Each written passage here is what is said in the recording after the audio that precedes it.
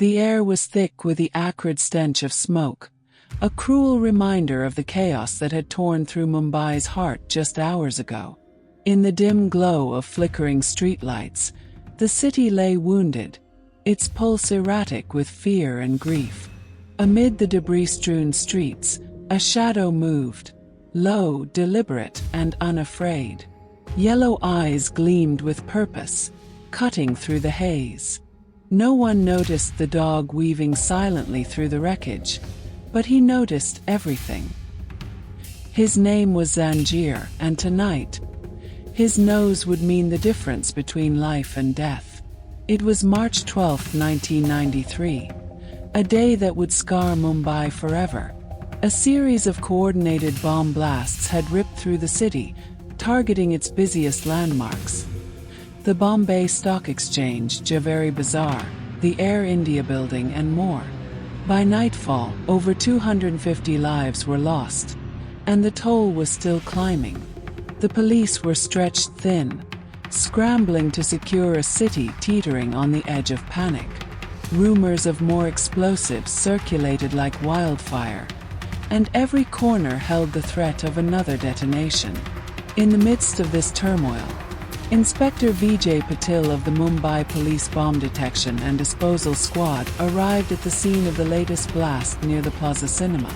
The area was cordoned off, but the crowd pressed against the barriers, desperate for answers.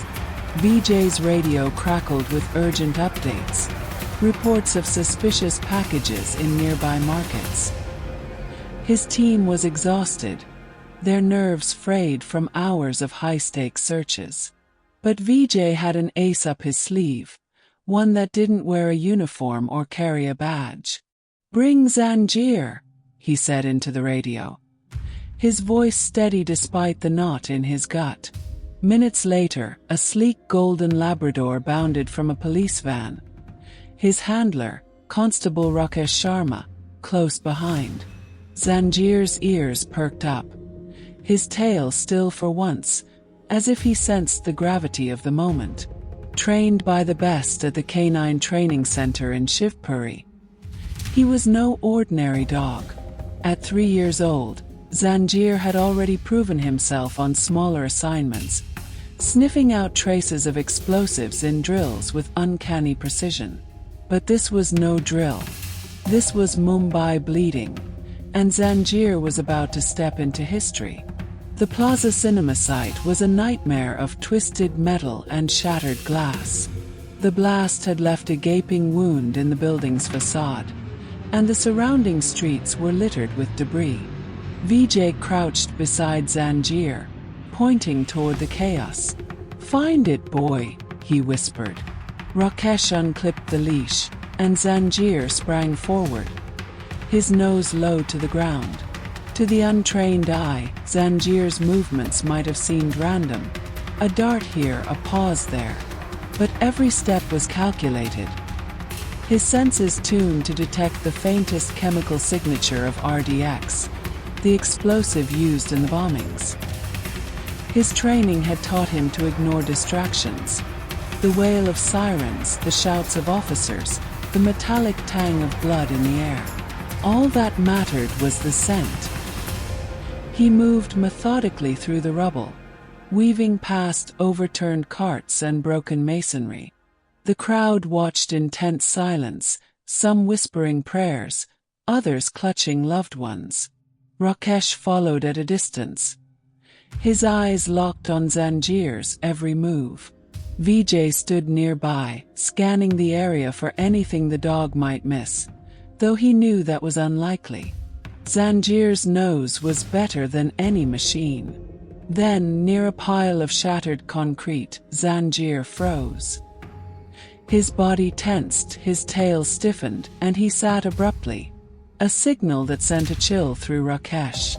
"Sir," he called, waving Vijay over. The inspector jogged to the spot, his heart pounding. Zanjeer remained still, his gaze fixed on a nondescript canvas bag half buried under debris. Vijay signaled for the bomb squad to approach, their heavy gear clanking as they moved. The crowd was pushed back, and a hush fell over the scene. Zanjeer stayed put. His job done, but his presence a quiet reassurance. The squad's leader, a wiry man named Anil, carefully unzipped the bag. Inside was a crude device. Wires, a timer, and enough RDX to level half the block. "Live," Anil muttered, his voice tight. "We've got maybe 10 minutes." The squad went to work, their movements precise despite the stakes. Vijay glanced at Zanjeer, who was now lying calmly beside Rakesh. "Good boy," he said under his breath. The dog's find had just saved countless lives, but there was no time to celebrate. Reports were coming in of another suspicious package in Javeri Bazaar, the bustling jewelry market that had already been hit once today. Zanjeer and Rakesh were back in the van within minutes, racing toward the bazaar. The market was a labyrinth of narrow lanes, still chaotic despite the late hour.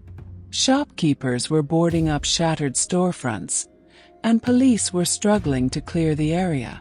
Another blast here would be catastrophic, not just for the lives at risk but for the city's spirit. Mumbai was fighting to stand tall, and Zanjeer was part of that fight. This time, the tip was vaguer. A shopkeeper had reported a strange suitcase left near a tea stall. The area was too crowded for heavy equipment, and the squad's bomb-sniffing robots were tied up elsewhere. It was up to Zanjeer. Rakesh guided him through the throng, the dog's focus unwavering despite the noise and movement. Vendors shouted, radios blared, but Zanjeer tuned it all out. Near the tea stall, he slowed, his nose twitching. The suitcase was tucked against a wall, unremarkable except for the faint chemical trace that only Zanjeer could detect. He sat again, his signal clear. Rakesh's stomach dropped, but he kept his composure, calling for Vijay. The squad moved in, and once again, Zanjeer's nose proved infallible. The suitcase held another bomb, this one larger than the last. The timer was disarmed with seconds to spare. Over the next few days, Zanjeer became a quiet legend. He and Rakesh worked tirelessly, combing through Mumbai's wounded streets for hidden threats. Official reports later credited him with detecting over 3,300 kilograms of RDX, 600 detonators, 249 hand grenades, and 6,406 rounds of live ammunition in the aftermath of the bombings. Each find was a life saved, a tragedy averted. Yet Zanjeer never sought praise. He worked for the simple reward of a pat from Rakesh or a quick game of fetch between assignments. To the people of Mumbai, Zanjeer was more than a police dog. He was a symbol of resilience, a reminder that even in the darkest moments, there were guardians, human and canine, fighting for their city. Newspapers ran stories about him, calling him Zanjeer the Brave, though Rakesh always insisted he was just doing his job. Years passed, and Zanjeer continued to serve, his golden coat graying but his spirit undimmed. He retired in 2000, spending his final months with Rakesh's family, who treated him like royalty. When he passed later that year, Mumbai mourned him as a hero. A statue was erected in his honor at the police kennels, and his name became synonymous with courage. On that March night in 1993, as Zanjeer moved through the wreckage, he didn't know he was making history. He didn't know his name would be remembered long after the smoke cleared. All he knew was the scent, the mission, and the unspoken bond with the humans who trusted him. In a city under siege, Zanjeer was a chain, a Zanjeer holding Mumbai together, one life-saving step at a time.